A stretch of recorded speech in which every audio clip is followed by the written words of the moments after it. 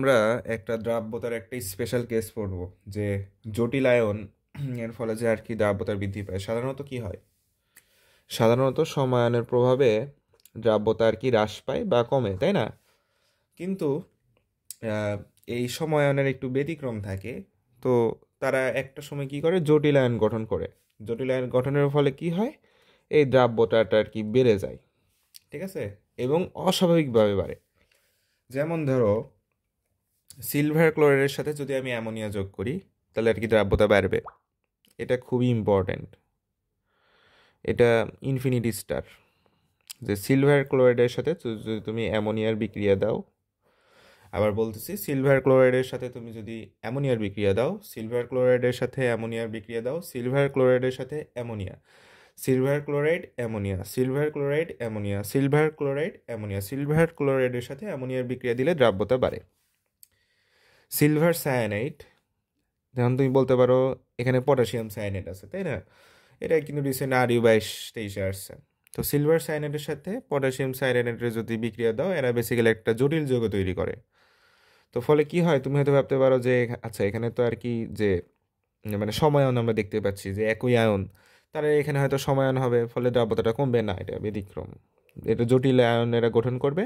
তাহলে সিলভার সায়ানাইডের সাথে potassium cyanide দিলে তারা জটিল আয়ন গ্রহণ করতেছে বা জটিল যৌগ, ফলে দ্রাব্যতা বাড়তেছে। আচ্ছা, তারপরে কপার সালফেটের সাথে তুমি যদি অ্যামোনিয়া যোগ করো, হ্যাঁ, কপার সালফেটের সাথে অ্যামোনিয়া যোগ করলে এই আমাদের দ্রাব্যতা বাড়ে। জিঙ্ক সালফেটের সাথে অ্যামোনিয়া যোগ করলেও দ্রাব্যতা বাড়ে, তাই না? তাহলে অ্যামোনিয়া আমরা তিনটা জায়গায় যোগ করতেছি। এক, সিলভার ক্লোরাইডের সাথে অ্যামোনিয়া যোগ করতেছি, কপার সালফেটের সাথে অ্যামোনিয়া যোগ করতেছি, কপার সালফেটের সাথে, আর জিঙ্ক সালফেটের সাথে অ্যামোনিয়া যোগ করতেছি। তিনটা যোগের সাথে অ্যামোনিয়া যোগ করতেছি, ফলে দ্রাব্যতা বাড়তেছে। সিলভার ক্লোরাইডের সাথে অ্যামোনিয়া যোগ, কপার সালফেটের সাথে অ্যামোনিয়া যোগ, জিঙ্ক সালফেটের সাথে অ্যামোনিয়া যোগ, তাই না? এরপর আসো সোডিয়াম হাইড্রোক্সাইড আমরা যোগ করব। সোডিয়াম হাইড্রোক্সাইড আমরা তিনটা যোগের সাথে যোগ করতেছি, সেটা হচ্ছে অ্যালুমিনিয়াম হাইড্রোক্সাইডের সাথে সোডিয়াম হাইড্রোক্সাইড যোগ করলে দ্রাব্যতা বাড়তেছে। হয়তো বলতেই পারো এখানে যে ভাইয়া এখানে হাইড্রোক্সিল আছে, এখানে হাইড্রোক্সিল আছে, তুমি সমায়ন না, সমায়ন হলে ওইখানে আর কি সোডিয়াম অ্যালুমিনেট তৈরি করবে, ফলে এটা একটা জটিল আয়ন। তো জটিল আয়ন হলে কি হবে, দ্রাব্যতা বাড়বে।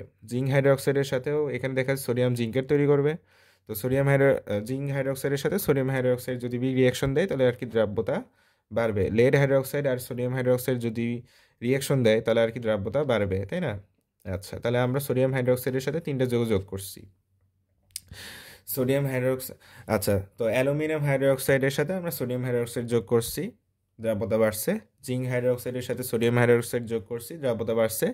লেড হাইড্রোক্সাইডের সাথে সোডিয়াম হাইড্রোক্সাইড যোগ করছি, দ্রাব্যতা বাড়ছে। অ্যালুমিনিয়াম হাইড্রোক্সাইড, সোডিয়াম হাইড্রোক্সাইড যোগ করছি, জিঙ্ক হাইড্রোক্সাইড, সোডিয়াম হাইড্রোক্সাইড যোগ করছি, লেড হাইড্রোক্সাইড, সোডিয়াম হাইড্রোক্সাইড যোগ করছি। অ্যালুমিনিয়াম হাইড্রোক্সাইডের সাথে সোডিয়াম হাইড্রোক্সাইড যোগ করছি, জিঙ্ক হাইড্রোক্সাইডের সাথে সোডিয়াম হাইড্রোক্সাইড যোগ করছি, লেড হাইড্রোক্সাইডের সাথে সোডিয়াম হাইড্রোক্সাইড যোগ করছি, ফলে আর কি দ্রাব্যতা বাড়তেছে। Zinc, lead.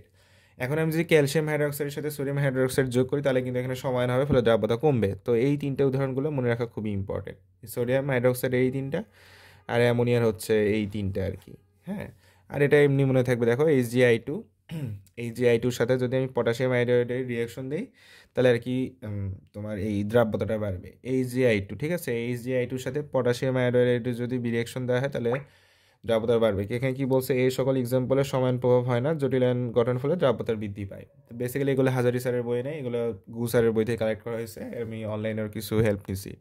তো সেভাবে এই 8টা জিনিস আর কি একটু মুখস্থ করতে হবে। আমি আরেকবার রিক্যাপ করতেছি যে অ্যামোনিয়া তিনটের সাথে থাকলে আর কি আমার এই দ্রাব্যতা বাড়তেছে। অ্যামোনিয়া যখন সিলভার ক্লোরাইডের সাথে থাকে, দ্রাব্যতা বাড়তেছে। অ্যামোনিয়া কপার সালফেটের সাথে থাকলে দ্রাব্যতা বাড়তেছে। অ্যামোনিয়া জিঙ্ক সালফেটের সাথে থাকলে দ্রাব্যতা বাড়তেছে। সোডিয়াম হাইড্রোক্সাইড অ্যালুমিনিয়াম হাইড্রোক্সাইডের সাথে থাকলে দ্রাব্যতা বাড়তেছে। সোডিয়াম হাইড্রোক্সাইড, এই যে সোডিয়াম হাইড্রোক্সাইড জিঙ্ক হাইড্রোক্সাইডের সাথে থাকলেও দ্রাব্যতা বাড়তেছে। অ্যালুমিনিয়াম পরে জিঙ্কে যাবা। সোডিয়াম হাইড্রোক্সাইড হচ্ছে লেড হাইড্রোক্সাইডের সাথে থাকলেও দ্রাব্যতা বাড়তেছে। ফাইন।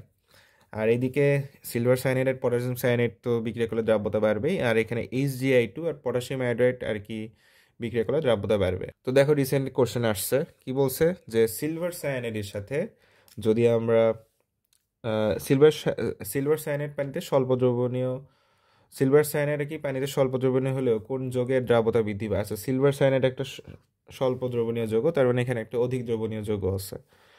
পটাশিয়াম আয়োডাইড কি হবে, না হবে না। হাইড্রোজেন সালফাইডও হবে না। KClও হবে না, তো অ্যান্সার হবে KCl, মানে এটা একটা মুখস্থ আর কি, ঠিক আছে, মুখস্থ। এরপর 25 ডিগ্রি সেলসিয়াস তাপমাত্রায় সিলভার ক্লোরাইডের দ্রাব্যতা এত, এত দেওয়া আছে, ফাইন। এতে অ্যামোনিয়া যোগ করা হলে সিলভার ক্লোরাইডের দ্রাব্যতা কেমন হবে? আমরা দেখছিলাম যে অ্যামোনিয়া 3টা যোগের সাথে রিয়াকশন করে, তার মধ্যে এই অ্যামোনিয়াটা যদি সিলভার ক্লোরাইডের সাথে রিয়াকশন করে তাহলে তো ফার্স্ট অফ অল দ্রাব্যতা অনেক বাড়বে, শুধু বাড়বে না, যদি কোশ্চেন থাকে অধিক হারে বাড়বে, সেটাই অ্যান্সার, তাই না? আমরা ফার্স্টেই দেখছি, এই যে ফার্স্টে এই যে সিলভার ক্লোরাইডের সাথে অ্যামোনিয়া। আচ্ছা, তারপর জিঙ্ক হাইড্রোক্সাইডের সাথে যদি সোডিয়াম হাইড্রোক্সাইড যোগ করলে কি হবে? হ্যাঁ, সোডিয়াম হাইড্রোক্সাইডের সাথে অ্যালুমিনিয়াম হাইড্রোক্সাইড যোগ করলে দ্রাব্যতা বাড়ে, সোডিয়াম হাইড্রোক্সাইডের সাথে জিঙ্ক হাইড্রোক্সাইড যোগ করলে দ্রাব্যতা বাড়ে, সোডিয়াম হাইড্রোক্সাইডের সাথে লেড হাইড্রোক্সাইড যোগ করলেও কিন্তু দ্রাব্যতা বাড়ে। তো ক্লাসের পরে ক্লাসই হয়ে গেল। আচ্ছা, তো জিঙ্ক হাইড্রোক্সাইডের সাথে সোডিয়াম হাইড্রোক্সাইড যোগ করলে কি হবে? দ্রাব্যতা বাড়বে। এরপর ক্যালসিয়াম হাইড্রোক্সাইডের সাথে সোডিয়াম হাইড্রোক্সাইড যোগ করলে কি দ্রাব্যতা বাড়বে? না, এটা দ্রাব্যতা বাড়বে না আসলে। এই পর্যায়ে কি ব্যাপারটা সমায়ন হবে, এটা কোনো আর কি জটিল যৌগ গঠন করবে না, সো এটা আর কি কমবে, ঠিক আছে, এটা আর কি কমবে, কারণ এটা কিন্তু নাই যে সোডিয়াম হাইড্রোক্সাইড অক্সাইডের সাথে আমরা first of all aluminium hydroxide যোগ করছি, দেন আর কি জিঙ্ক হাইড্রোক্সাইড যোগ করছি, দেন আর কি লেড হাইড্রোক্সাইড যোগ করছিলাম। তো এর ফলে কি হয়েছে, যে লেড হাইড্রোক্সাইড ফলে কি হয়েছে, দ্রাব্যতা বাড়ছে, বাট এই পর্যায়ে এসে কি হবে, ক্যালসিয়াম হাইড্রোক্সাইডের সাথে এটা করলে আর কি সমায়ন হবে, ফলে দ্রাব্যতা কমবে, ফাইন। এই যে সোডিয়াম হাইড্রোক্সাইডের সাথে এবার অ্যালুমিনিয়াম হাইড্রোক্সাইড যোগ করছি, তাই না? আবার লেড হাইড্রোক্সাইড যোগ করলে কী হবে, দ্রাব্যতা বাড়বে, ঠিক আছে।